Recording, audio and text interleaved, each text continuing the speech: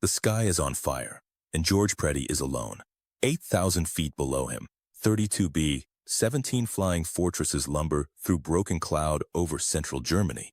Their formation ragged, their escorts gone, their crews unaware that the man now standing between them and destruction is a single 25-year-old from Greensboro, North Carolina, flying without a wingman, without radio contact with his flight, with fuel gauges that are reading numbers he is choosing not to look at.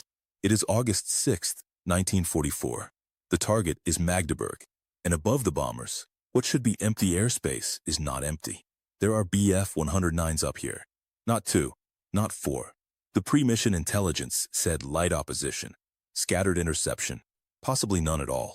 The intelligence was wrong. The Messerschmitts come out of a cloud bank in a loose gaggle, the standard Staffel intercept formation, 12 aircraft descending in a long curving arc toward the unprotected bombers below. Their pilots are Reichsverteidigung, home defense, men who have been scrambled from Erfurt Bindersleben and are flying their own soil. They know this airspace. They have trained for exactly this intercept geometry. Their angle of attack is textbook. Their target solution is clean. What they have not accounted for is the blue-nosed P-51 at their 10 o'clock high. Preddy's aircraft, Cripes A'Mighty III, carries the dark blue engine cowling that marks every fighter of the 352nd Fighter Group, the mark that Luftwaffe pilots have already learned to fear when they see it anywhere near a bomber stream. But today, there is only one blue nose in the sky, and they don't see it yet. In 6 minutes, 6 of these men will be dead. Their aircraft will be falling through the same German sky they have defended for years. And in the weeks and months that follow, surviving pilots from this engagement will be asked, by their own commanders and by Allied interrogators, to explain what happened up here. How 12 trained Luftwaffe fighters lost 6 of their number to a single American aircraft in a single engagement. Their answers, when they finally came, were not what anyone expected. But to understand what George Preddy did on August 6, 1944, you first have to understand who he was before the war found him.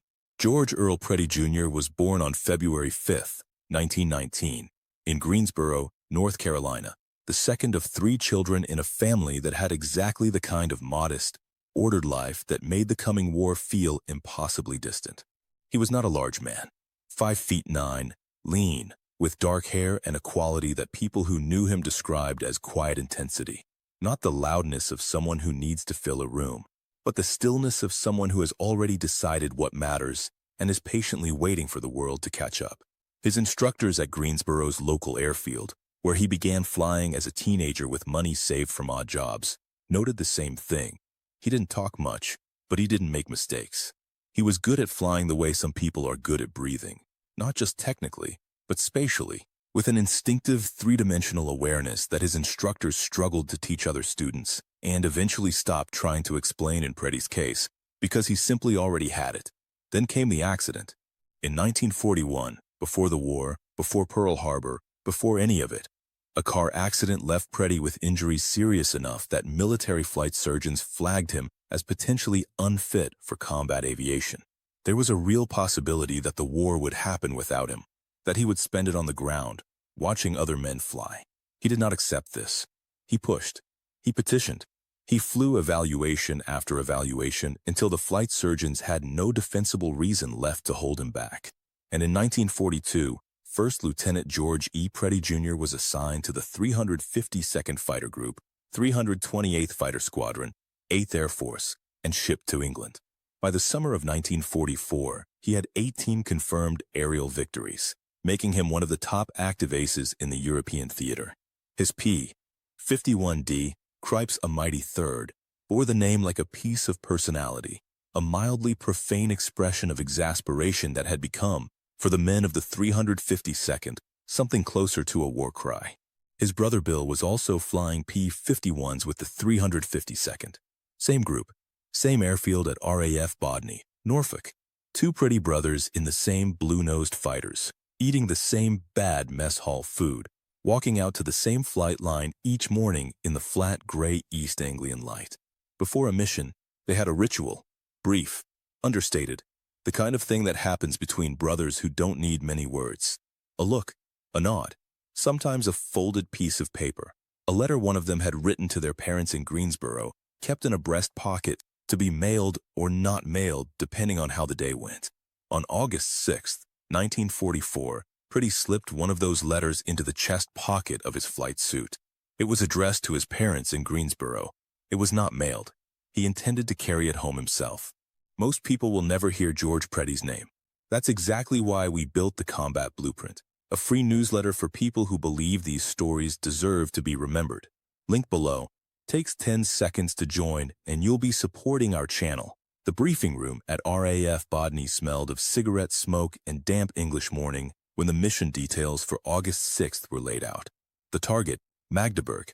Specifically, the oil refineries and rail infrastructure feeding the Wehrmacht's shrinking fuel reserves, part of the 8th Air Force's sustained campaign to strangle German industry. The aircraft, B-17 Flying Fortresses, 32 of them, drawn from the 1st Bombardment Division, bomb loads heavy, crews experienced. The escort, P-51s from the 352nd Fighter Group, in rotating high and low cover positions along the route. Enemy fighter opposition, light to moderate. Luftwaffe strength in this corridor had been degraded by weeks of sustained attrition. Intelligence assessed the main interception threat as concentrated further east, near the Berlin approaches, not over Magdeburg itself. What the intelligence had not captured, because the decision had been made only hours before, by Luftwaffe High Command scrambling to respond to the escalating threat to central German industry, was the reinforcement of home defense assets at Erfurt Bindersleben Airfield. An entire additional group of Bf-109 G-14s had been repositioned there overnight. Experienced pilots, fully fueled, fully armed, rested. The Americans flew into Magdeburg airspace expecting scattered, degraded opposition. They found something else entirely. The first indication came at 1,137 hours when Preddy's flight lead, Captain John C. Meyer, called bogies 11 o'clock high. And then, half a second later, the correction no one wanted to hear. Correction, many bogies. Many bogies, break left, break left. The Bf-109s came down out of a cloud layer at altitude in multiple waves. Not the light, scattered interception the briefing had promised, but a coordinated mass scramble. 2 full staffel, roughly 24 aircraft, converging on the bomber stream from multiple vectors simultaneously. They had clearly been vectored to the exact location by ground radar. They knew exactly where the bombers were. They had altitude advantage. They had numbers. And they had launched their attack before the American escort had fully formed its defensive screen. In the next 90 seconds, Preddy's 4-ship flight ceased to exist as a tactical unit. His element leader, Lieutenant Henry Stewart, took cannon fire across his left wing route during the initial break and was last seen spiraling downward, smoke trailing, over German farmland. He survived, barely, and by luck, but he was out of the fight. The second element broke hard right and vanished into cloud, unable to reacquire visual with Preddy in the chaos of the opening engagement. Radio filled with overlapping transmissions, break calls, aircraft numbers, position calls that no longer corresponded to where anyone actually was. Then, through the noise, came the call that changed everything. It was Meyer's voice. Flat, controlled. The voice of a man who has made a decision he doesn't like.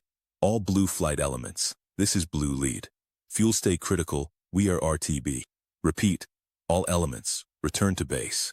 Blue 4 acknowledge. Return to base. Preddy keyed his mic below him. 32 bombers were crossing their initial point.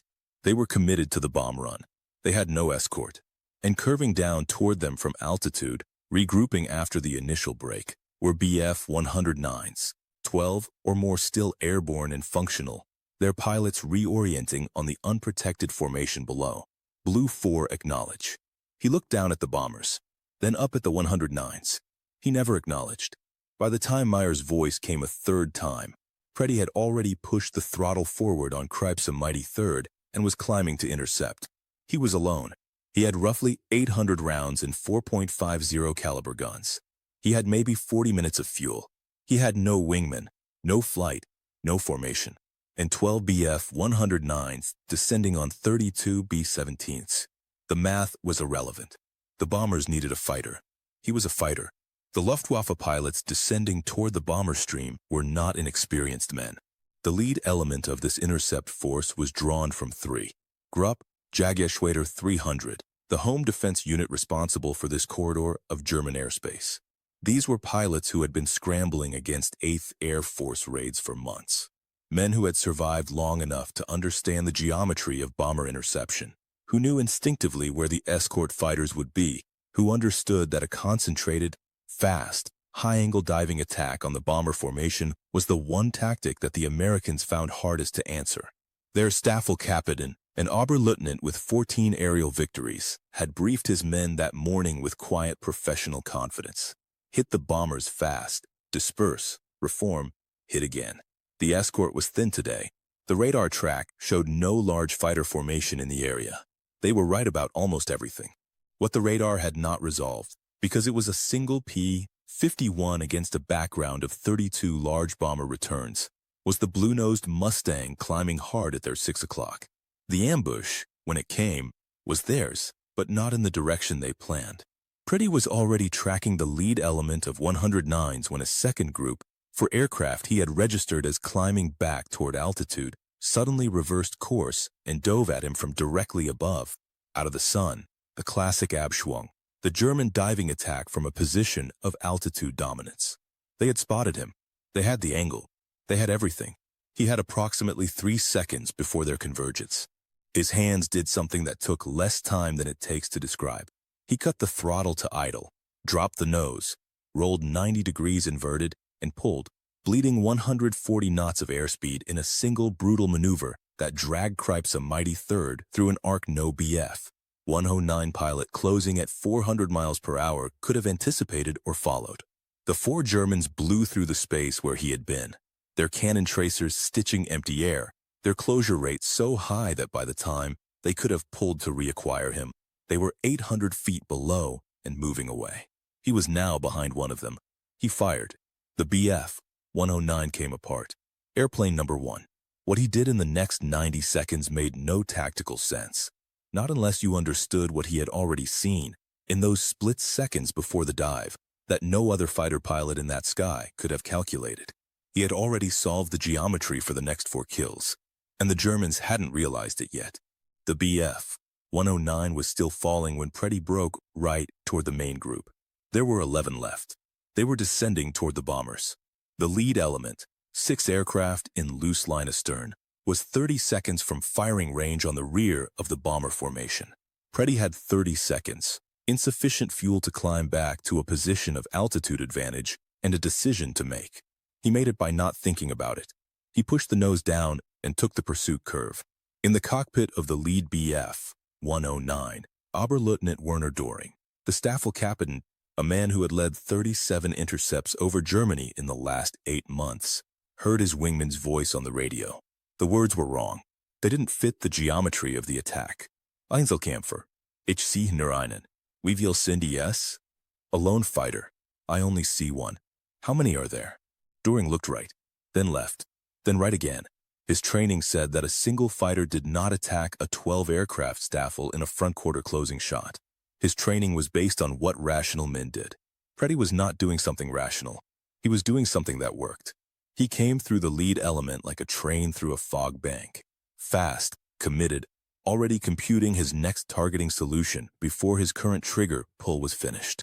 The second Bf-109 took a 3-second burst that detonated its fuel cell. A fireball. Airplane number 2. He was already past it. The staffel broke. This was the correct response. The controlled defensive break, each pilot turning hard into the threat, denying deflection shots, attempting to sandwich the attacker. They executed it correctly.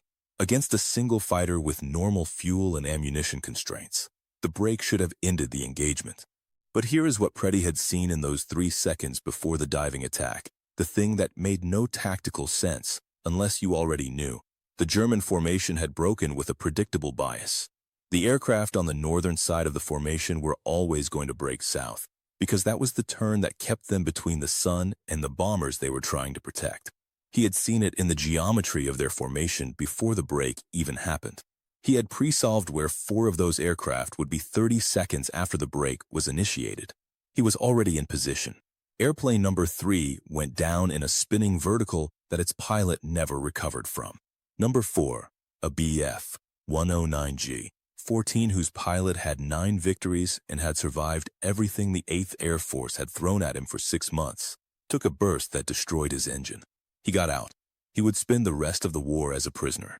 In the back of the bomber stream, the tail gunner of a B-17 named Memphis Dream, Technical Sergeant Raymond Kaskila of Minneapolis, Minnesota, had stopped shooting at the Germans because a blue-nosed P-51 had appeared from nowhere and was running through the Messerschmitts like something out of a film. He would describe it this way in a letter home that week. "I have been in 31 missions, and I have never seen anything like what this one fighter did.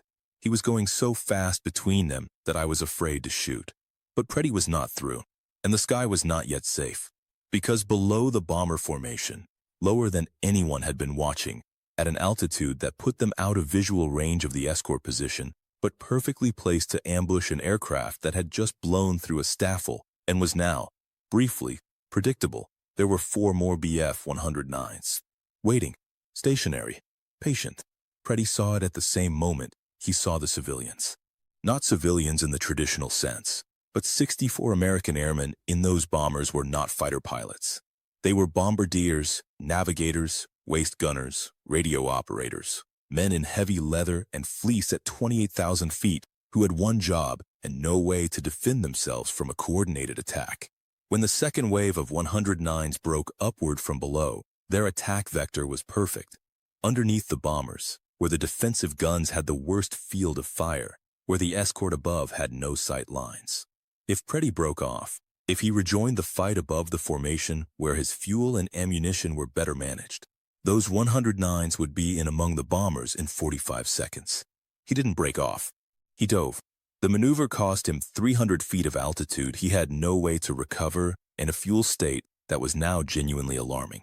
His hands were shaking, not from fear but from the sustained physical loading of the previous 4 minutes, his body having pulled more sustained G-force than it was designed to sustain without a break. He pressed his left hand flat against the canopy rail to stop the tremor. He found number 5. The pilot never saw him. Airplane number 5 went down over German farmland 12 kilometers northeast of Magdeburg. He was now deep in the recovery, low on fuel, low on ammunition, and flying a predicable vector as he pulled out from the dive. His vision grayed at the edges. He had been in sustained hard maneuvering for nearly 5.5 minutes. In Section 5's midpoint, something strange, something that seemed, to anyone watching from the B-17s, like madness. He throttled back. Deliberately, he bled his airspeed in a way that, in a dogfight, is supposed to be fatal. You do not slow down voluntarily in the presence of enemy fighters. Unless you know something about the fighter behind you, that means slowing down is the only thing that will keep you alive. Don't explain it yet. Remember it. The altimeter read 14,000 feet when Preddy leveled his wings and let himself breathe. 2 seconds. Free. The kind of pause that costs nothing tactically because everything around him had momentarily stilled.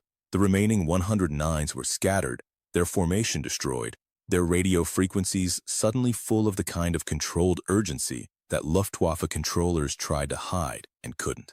He was running on nothing. Not nothing. Literally, there were rounds left in 2 of his 4 guns. There was fuel enough to get home if he flew it right. But the reserves of the other kind, the internal kind, the kind that doesn't show on gauges, those were at their floor. He had not slept properly in 36 hours. The mission before this one had run long. His neck ached from the constant high G head movement of the last 5 minutes in a way that would leave him stiff for 2 days. There was a smell of hydraulic fluid in the cockpit that hadn't been there before the diving attack in Section 4, and he was choosing not to investigate what was causing it. He thought about Bill Preddy, flying his own blue-nosed Mustang somewhere in this same English sky, probably already RTB from a different escort mission, probably already in the debrief room at Botany. Bill, who had the same spatial awareness in a cockpit, the same quietness, the same stubbornness. Bill, who had watched his older brother get medically flagged and then refused to accept it, and who had followed him into the 352nd because if George was going, Bill was going.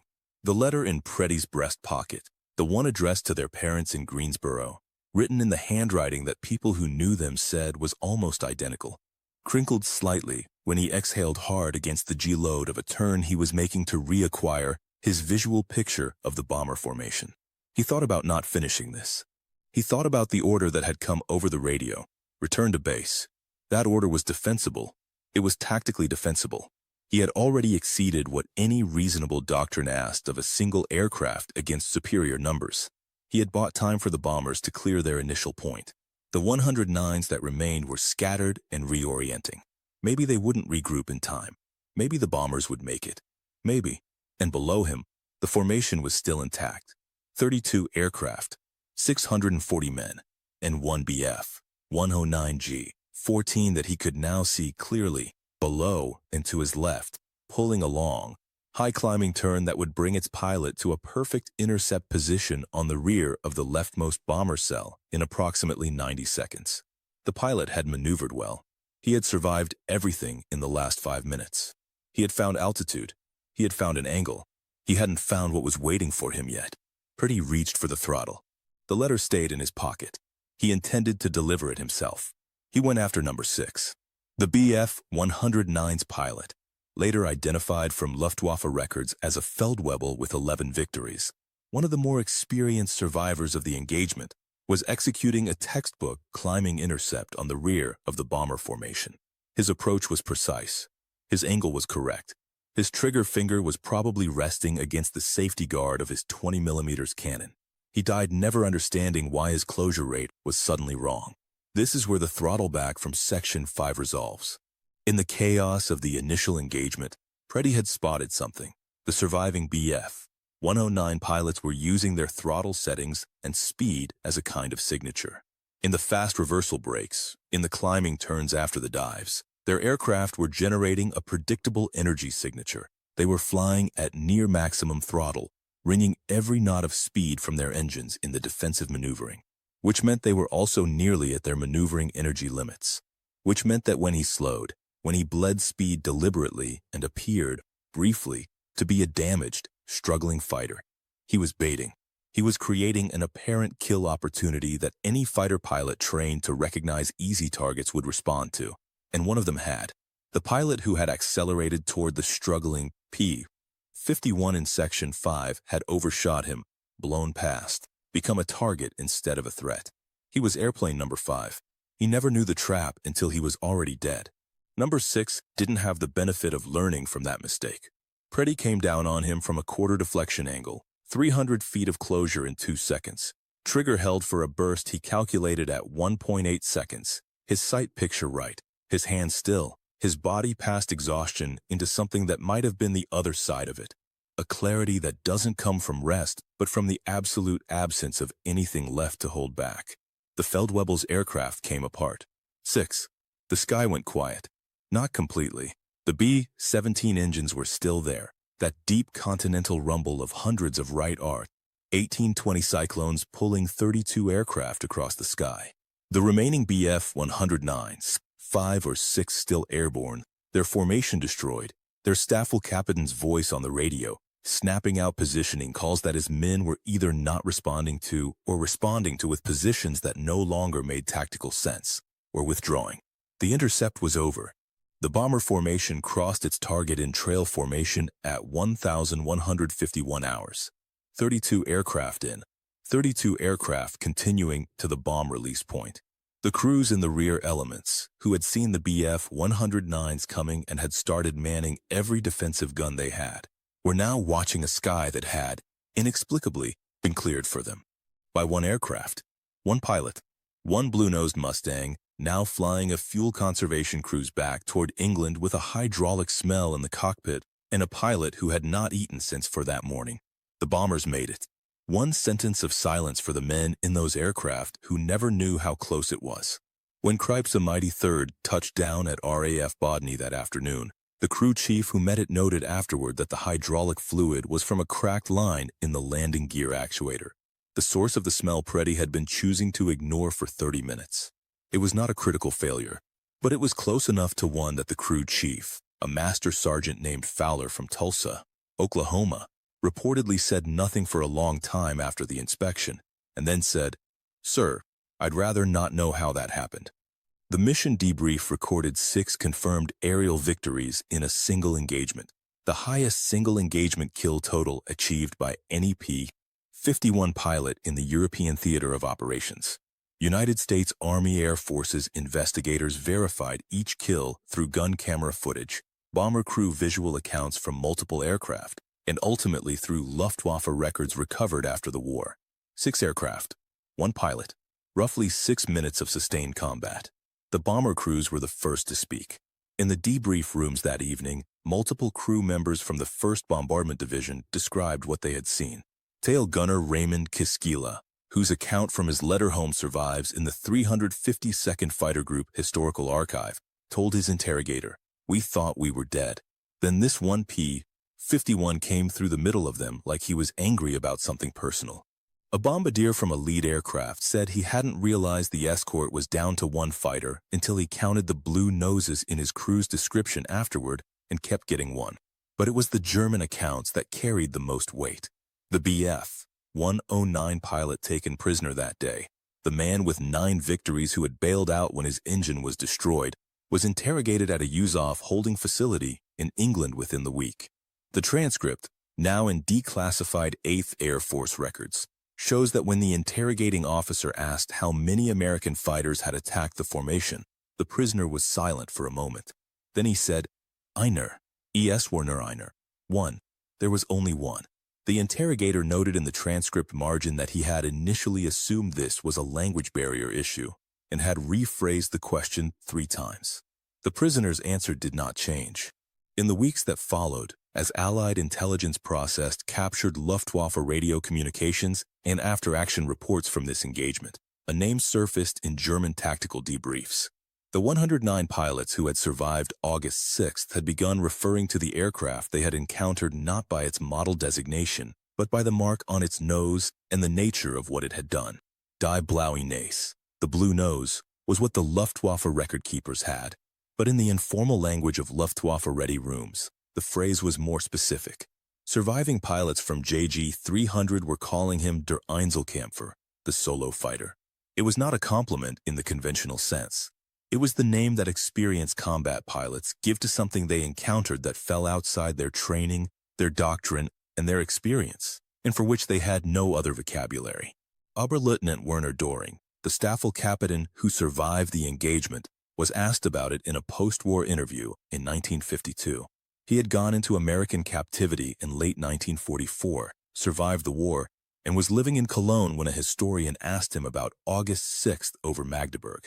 He was quiet for a moment before he answered. Then he said, "He should not have been there alone. No doctrine permits it. No rational pilot does this. But he was there, and he did it, and the bombers went through. We were not weak men. He was something outside the calculation. The civilians, the 64 men in the bomber formation who never fought back with guns, could not speak to the cameras." But Raymond Kiskila's letter, written 4 days after the mission and kept by his family in Minneapolis until they donated it to the 352nd Fighter Group Association archive, ends with a sentence that has been quoted in every account of this engagement since. "I don't know his name, but whatever his name is, I owe him mine. The United States Army Air Forces awarded George Preddy the Distinguished Service Cross for the engagement of August 6, 1944. The citation reads, in part, for extraordinary heroism in connection with military operations against an armed enemy. Second Lieutenant Preddy, with complete disregard for his own safety, single-handedly engaged a numerically superior enemy formation, destroying 6 enemy aircraft in a single action, thereby protecting the assigned bombardment formation from certain serious attack and demonstrating extraordinary valor in the highest traditions of the military service. 6 confirmed kills in a single engagement. The record stood for the duration of the war and has never been equaled by any P-51 pilot in the European theater. By that August evening, Preddy had 24 aerial victories. By the fall of 1944, he had reached 26.83, a fractional number, because shared kills are counted as fractions in the official record. And even at the top of the American ace list, there are the complications of men who shared their victories rather than claiming them alone. He finished the war as the highest-scoring P-51 pilot the United States Army Air Forces produced. He carried the letter home. He mailed it to his parents in Greensboro from England that same week, without the context that would have made them understand why he had written it. They received it, read it, found it characteristically brief and characteristically George. Careful, affectionate, understated. They kept it. And Bill Preddy, when he heard the debrief from his brother that evening at Bodney, the full account, the 6 kills, the disobeyed RTB order, the hydraulic line, said something that was quoted by a crew member who overheard it, and that appears in the 352nd FG unit history. You could have just come home. George's reported answer: the bombers couldn't. George Preddy was killed on December 25, 1944. Christmas Day. He was chasing a Bf-109 at low altitude over Belgium when American anti-aircraft fire, friendly, mistaken, final, brought down Cripes A'Mighty III. He was 25 years old. Bill Preddy was killed 4 months later, in April 1945. He was 22. The people of Greensboro named a road after them. It is a small road. It is not enough. He was given wrong intelligence. The sky over Magdeburg was supposed to be clear. It was not. No one lost their career over that error. The men who flew into it had no choice about the information they were given. His orders changed at the worst possible moment. The voice on the radio was rational. The order was defensible. Every element of military doctrine supported it. He was one aircraft, alone, with degrading fuel and no wingman. And the correct thing, the thing his commanding officer told him to do, was to come home. He did not come home. Not yet.